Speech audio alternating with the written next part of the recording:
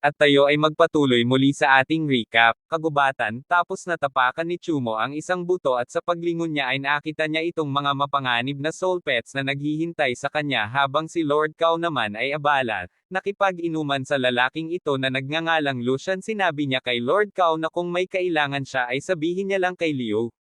Hindi nagatubili si Jing Lord Cow na humingi ng kahilingan. Sinabi niya kay Liu Zhang na gusto niya, ang kanyang mga mag-aaral na pumatay ng isang bata na nagngangalang Chumo ay Jing Shangmo at ang iba pang mga bata ay kanyang mga alipin ngunit lahat sila ay pinatay ng RMC. Sinabi rin niya kay Liu Zhang na ang alagang hayop ni Chumo ay isang lamang. Tiniyak ni Moonlight Fox Liu Jing kay Lord Cow na siya na ang hahawak sa bagay na ito ngayon sa herbal shop na ito. Ang matanda ay nagtataka kung nakaligtas si Kumo dahil 2 araw na ang nakalipas mula noong siya ay pumasok ngunit bumukas ang pinto at nagulat siya, sa nakita niya ay Chumo ito at natatakpan siya ng mga sugat sa katawan. RMC nag-abot ng bag sa horrifying matanda. Ang bag na ito ay puno ng soul cores ng mga hayop sa kagubatan. Chumo got 31st grade soul core, 10 second grade soul cores at 2 dual attribute second grade soul cores. Sa kabuoang Chumo ay nakakuhang 7 gintong barya na nagkakahalaga ng soul cores at ito ay namangha sa matanda na ang tagal na niyang nagkaroon ng customer tulad niya. Sinabi sa kanya ni Chumo na bibilhin niya ang Sky Bluegrass, at ang 5 barya naman ay gagamitin niya ito para bumili ng isang bagay para sa isa pa mga tindahan na hinahanap. Nernk ang isang tindahan na may mga soul technique na pinigilan siya ng matanda. Ang pag-alis ay lumalabas na ang kanyang tindahan ay hindi isang ordinaryong mayroon siyang espesyal na lugar na ito para sa kanyang mga mahal na customer. Ang matanda lamang ang nagbukas ng sikretong lugar na ito at napuno ito ng mga bihirang bagay na sinabi rin niya, Chumo na marami siyang soul techniques dito. Pinili ni Chumo ang Rapid Free Soul Technique at ito, humanga ang matanda dahil ang kasanayang ito ay perpekto para sa opensa at depensa ngunit ang bagay na ito ay nagkakahalaga ng 5 gintong barya. Chumo nadama ang pagkatalo, dahil 2 bagay lamang ang nakuha niya para sa 2 buong araw ng trabaho. Ang matanda pagkatapos ay binigyan siya ng isang bagay na ito ay isang mahusay na gamot sa pagpapagaling. Sinabi ng Chumo sa matanda na wala siyang pera, to offered this thing but the old man gave this to him for free. Sabi niya kay Chumo na mahilig siyang mag-invest sa mga valuable customers niya. After that Chumo, umuwi ngunit nag-iba ang kanyang kalooban dahil sa nakita niyang nasa ganitong estado na ang kanilang bagong tirahan. Dahan-daang lumapit si Chumo sa kanilang bahay at sumilip sa loob. Nakita niya ang kanyang mga kaibigan na puno ng mga pasa. Ay pumasok siya at tinanong si Ting Yu kung ano ang nangyari. Sinabi niya sa kanya na may ilang foreman na dumating upang bigyan sila kalidad na soul core na magagamit nila bilang paghahanda para sa kompetisyon. Ngunit nakita ito ng ilang mga bata mula sa ibang mga isla at napilitan silang ipagpalit ang ilan sa mga soul core at nang tumanggi sila ay sinimulan din nilang atakihin ang kanilang pinuno. Pinagalitan si Chumo dahil 2 araw siyang nawawala. Sinabi rin niya sa NC namin ang tungkol sa format ng kompetisyon. Nalaman ni Chumo na ang kompetisyon ay magiging isang format ng koponan sa lahat ng soul paths ng bawat isa. Team will fighting at the same time the winning team will also get a soul technique as their prize. Chumo then proceeded to go to his room. This guy inis na kasi, akala niya masyadong self-centered si Chumo but RMC assured him that he will help their team win this and get their revenge in the arena. It was already late but Ting Yu started, para bumahing dahil sa sobrang lamig ng panahon. Hindi niya alam na sa tabi ng kwarto niya ay may laman ang kwarto ni Chumo.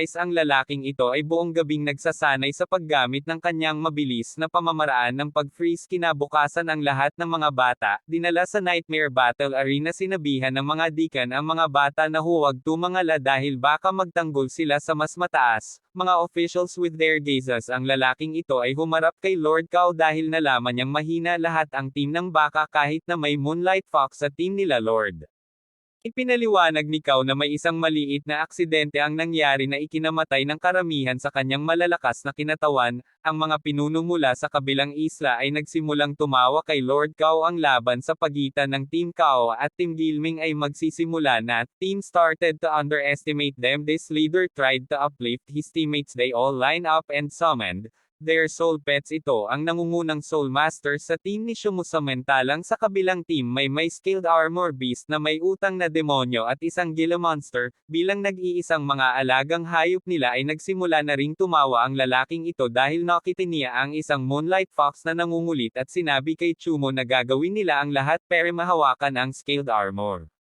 Hayop. Habang si Chumo ay abala sa pagtalo sa iba pang nag-iisang alagang hayop, ang kanilang laban ay nagsimulang si Moxie, nagsimulang umatake sa mas mahihinang mga alagang hayop ng soul gamit ang mga kuko nito. Ang iba pang mga bata mula sa kabaligtaran na koponan ay binawi pa ang kanilang kaluluwa, mga alagang hayop, dahil masyadong malakas ang moonlight fox, ngunit hindi sila maabala sa pag-urong na ito ng scaled armor beast. Nagpatuloy sa pagkatalo sa ilang soul pets, pati na rin sinabi ni Chumo sa kanyang team na ipagpatuloy ang pagtigil sa scaled armor beast na ginamit ni Moxie ang bilis nito para pangalagaan ang iba pang mga soul pets na ang Gila monster bet na ito ay natanggal sa isang atake lamang nito. Shot. Lahat ng mga leader na nanunood nang nakilala ng ibang koponan ang lakas ng fox at ngayon ay magtutuon sila ng pansin, ang kanilang atensyon kay Moxie. Ang scaled armor beast ay gumulong patungo sa Mosai Tingyo at sinabihan ng lokohan si Chumo na tutulungan nila siya nitong Tingu's soul casted some razor lives the evolved stone demon of Gufeng. Also,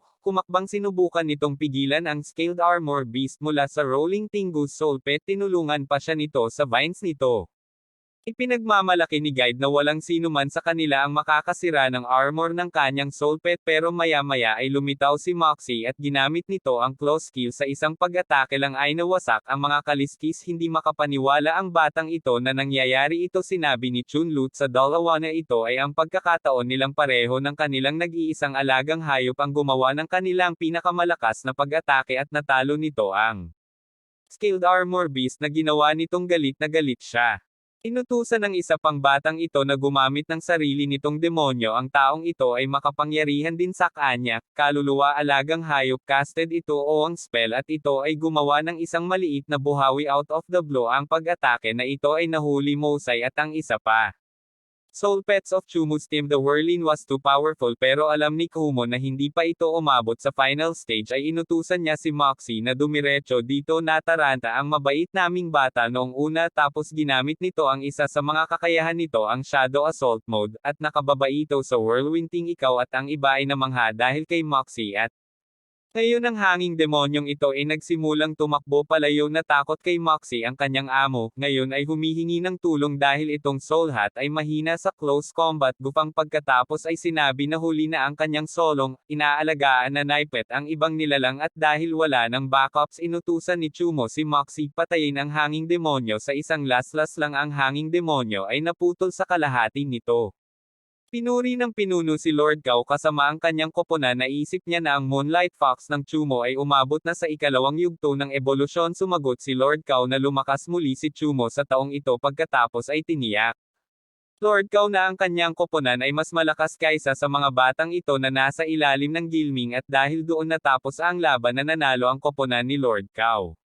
Nagkaroon ng kaunting kumpiyansa si Chumo at ang iba pang mga bata. Nagsimula na rin nilang makilala ang lakas ni Chumo. Napansin ng ilan sa kanila na itinatago pa rin ni Moxie ang tunay na anyo dahil sa kaawa-awang hitsura ng babaeng ito. Pagkatapos ay nilapitan si Chumo ng malapitan at tinanong kung ano ang tunay na yugto ng ebolusyon ng Moxie. Ang kaganapang ito ay lumikha ng awkward na vibe sa kanilang paligid. Nagsimula kang mainas sa kanyang nakita, ngunit pagkatapos ay may napansin si Chumo na may ganitong pula sa paligid ng katawan ni Mox. Ay nakarinig din siya ng sumisipol na ibig sabihin ay lumaki na naman si Moxie. Dahil sa mga away na natamo nitong mga nakaraang araw ay binalot ng apoy nitong si Aura ang mga kuko nito, at pagkatapos ay nag-evolve sila. Ibig sabihin nito na ang mga pag-atake nito ay magiging mas malakas. Na natutunan din ni Moxie ang dalawang kasanayan na tinatawag Mode Blades at ang isa pa ay Bloodrending Claw. Ang fox na ito ay maaari na ngayong ibagsak ang soul pet sa second phase 7 stage. Kinabukasan ay isa pang set ng mga laban ang isinagawa at ngayon ang team ni Lord Shang at Lord Cao ay lalaban sa dalawang ito. May planong masama na bababa pa sila para manood ng laban ito ang mga soul pet ng kabilang team at Nagulat si Embrewin Ferry at isang matitinik na Demon Lord Cows team dahil lahat sila ay nakakuha ng alagang hayop sa ikalawang yugto ng ebolusyon. Pinaalalahanan ni Gufeng ang kanilang koponan na agad na alalahanin ang kanilang mga alagang hayop kung kinakailangan. Hindi nila maaaring hayaang mamatay ang alinman sa kanilang mga kaluluwang alagang hayop. Chumuwas nakatutok din dahil alam niyang malalakas ang mga kalaban nila. Ngayon nagsimula ang laban at ginawa mo si Ting, ang unang pag-atake ng kanyang kaluluwa alagang hayop ay lumaka ng isang defensive vine sa paligid ng larangan ng digmaan na ito ay nagpatawa sa kabilang koponan dahil sila nasa depensa kaagad. Ang babae na may dayuhang demonyo pagkatapos ay humarap sa hakbang na ito ay masyadong malakas ang mga vines nito at nakalusot sa defensive.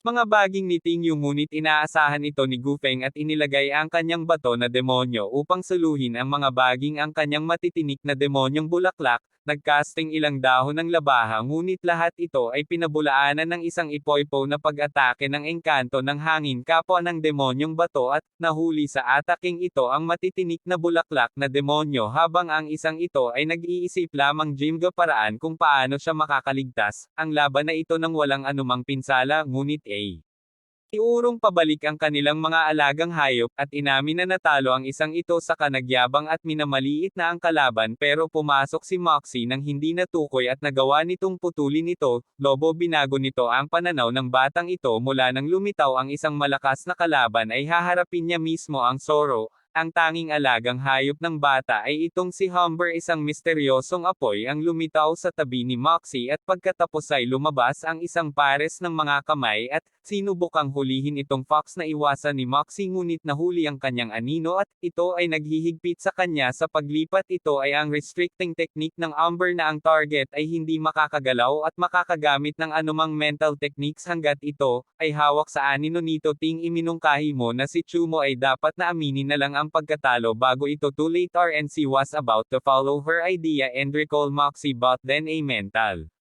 Ang restriction spell ay ginawa sa kanya. Ito ay si Lord Cow at ito ang kanyang plano sa pagpapabagsak kay Chumo. Pareho sina Chumo at Moxie ay hawak na ngayong isang mental technique. Inutusan pa ni Lord Cow ang iba pang mga bata na umalis sa kanyang paraan. Pinaplano na ngayon ng ibang team na ibagsak si Moxie ng Flame Tail na nagcast ng ilang fireballs. Napilitan si Chumo na iangat ang disguise ng kanyang soul pet. Isang malaking pagsabog ang nakita sa larangan ng digmaan. Akala lahating mga ito ay ginawa ang Moonlight Fox para sa kanya ngunit isang kakaibang liwanag ang nakita sa alikabok na ito. Napansin ito ni Kid, agad niyang sinabihan ang isa na I recall ang flame tail niya pero huli na lumabas si Moxie sa tunay na anyo nito at sumunggab patungo sa apoy na buntot. Nagalit si Lord Cow dahil hindi niya alam ang tungkol dito. Ang Moonlight Fox ni Chumo ay nasa ika-4 na yugto ng ebolusyon ng taong ito noon. Sinabi sa lahat ng kanyang mga kasamahan sa koponan na dapat nilang salakayin si Moxie ng buo ang mga landas ng kaluluwang kabilang koponan pagkatapos ay napapalibutan.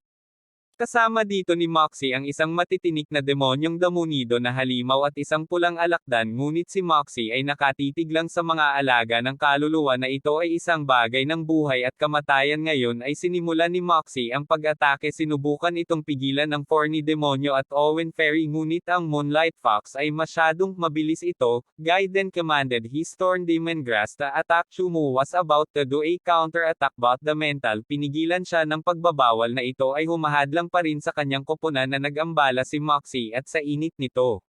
Ang pag-atake gamit ang kanyang natitirang lakas ay inutusan ni Chumo si Moxie na gamitin ang apoy nito sa kasanayan na lumikha ng isang kontra-atake laban sa dayuhang demonyong damo at nasunog ang batang ito ay malapit nang maalala ang kanyang kaluluwang alagang hayop dahil maaaring mamatay ito sa pag-atake ngunit binalaan siya ng isang ito na ang flames ay patuloy na mag-aapoy sa kanyang kaluluwang alagang hayop na hindi pinaniwalaan ng batang ito sa kanya at naulalang kanyang alaga at pagkatapos ay nangyari ito nasunog siya. Pati si Lord Cow ay nagalit muli dahil si Chumo ay nakakuhang maraming nakatagong kapangyarihan at ang aming NC ay nagnanais na tapusin ang laban na ito kahit na may mga posibilidad na si Moxie ay isang numero pa rin. Dahado ngunit nagtataka ngayon ang kalabang koponan kung gaano ang pinanggalingan nito dahil sa sobrang lakas ng kanilang pinuno. Sinabi sa kanila na huwag magpanik. Chumo Saka inutusan ang kanyang soul pet na magkusa na ngayong nakuha na ni Moxie Moxie ang nido, halimaw ngunit siya ay nakagat ng napakalaking alagang hayop na ito na maladob na soul na nagawa ng aming batihing bata na maka-counter-attack na ito ay patungo na sa Owen Ferry. Lumitaw ang Umbra sa kanilang harapan na sinusubukang guluhin ang momentum nito. Ginapan nito ang kanyang defensive skill na tinatawag na Dark Shadow Shield, ngunit handa si Moxie para sa mga ganitong uri ng kasanayang ginamit nito. Ang ginamit ni Moxie ang Blood Rending, at pagkatapos ito ay tumagos sa kabila at tinamaan ang Owen Ferry. Ang development na ito ay nabigla sa buong crowd na nanunood ng laban. Ito ay nagbigay din ng malinaw na pahayag na walang sinuman sa kanila ang makakatalo kay Moxie at sinimulan nilang alalahanin ang kanilang mga kaluluwang alagang hayop. Ngunit nabigo si Lord Jiang pagkatapos ay tinawag niya ang kanyang sariling kaluluwa na alagang hayop. Ito ay isang hunting wolf, at sinalakay nito ang kanyang koponan. Ang batang ito ay nawasak pagkatapos makipaglaban. Para sa kanilang buhay ay mapapatay sila ng ganito. Nagsimula siyang sumigaw. Sinabi ni Lord Jing sa kanya na ipatawag ang kanyang bangungot at ipagpatuloy ang pakikipaglaban. Sinabi niya sa kanyang amo na kung gagawin niya ito ay wala siyang sapat na soul power para pakainin ito, ngunit wala siyang ibang pagpipilian. Saka siya nagnilay at nagsimulang umawit ito na gumawa ng malaking magic circle, at pagkaraan ng ilang segundo ang bangungot ay talagang tinawag si Moxie. Hindi mapalagay dahil dito habang ang Bangon Gotay nakatuon na kay Moxie ay inatake ito ng hindi pangkaraniwan bilis at uminit si Moxie. Natapon ito sa lupa ay nakuha pa nito itong mga madilim na alab sa katawan nito. Nagsimulang sumigaw at umiyak si Chulo habang tinatawagang pangalan ni Mox. Upsahan haha, siyempre dito muna matatapos ang anime recap nato. Para naman may excitement hahaha. Kalimutan mga lods na subscribe, like, comment, share.